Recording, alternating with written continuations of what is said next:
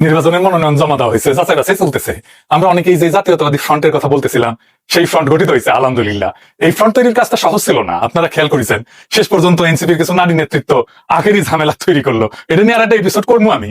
এটা জাতীয় ইস্যু নিয়ে আমরা কাজ করতেছি, আর হুদায় কিছু আজাইরা ইস্যু নিয়ে আমাদের পুরো প্রসেসটাকে বাগড়া দিয়ে নষ্ট করার চেষ্টা করেছে। ফ্যাসিবাদ বিরোধী কঠিন কষ্টকর রাজপথের সংগ্রামে যারা অংশগ্রহণ করেনি, তেমন চালাক চতুর মানুষদের আইনে উচ্চ পদে বসাইলে কি পরিণতি হয় সেটা এনসিপি হারে হারে টের পাইতেছে। আমাদের কথা তো আগে শুনে নাই। এখন অনেকে কইবেন উচ্চ শিক্ষিত লোকেরা না আসলে রাজনীতি কেমনে পাল্টাইবে। ভাই জান, এটা একটা ট্র্যাপ।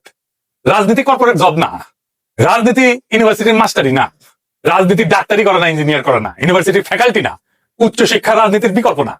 রাজনৈতিক বৈধতা আসে ত্যাগ, ঝুঁকি, জনগণের সঙ্গে লড়াই করে জনগণের মন, জনগণের চেতনাকে ধারণ করার মধ্যে দিয়ে। আপনি জ্ঞানে, আপনি দক্ষতায় আকাশে উঠে গেছেন, কিন্তু আপনার মানুষ এইখানে আছে মাটিত।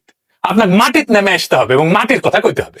মনমোহন সিং ছিল না ওই যে ইন্ডিয়ার প্রাইম মিনিস্টার, কেমব্রিজ, অক্সফোর্ড, এগুলো মেলা কিছু ভেজে খেয়েছে, বিশ্বমানের অর্থনীতিবিদ, কিন্তু রাজনীতি থেকে, আন্দোলন থেকে গড়ে আসেনি।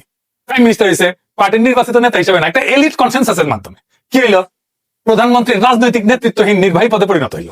নির্বাচিত সরকার থাকলেও রাজনৈতিক সিদ্ধান্ত অন্য জায়গায় না হইতে থাকে, ফলে শুধু কংগ্রেসের ও আচ্ছা, এডিটর সাহেব মানা আছে, এডিটর সাহেব মানা আছে, মুখ খারাপ করা যাবে না।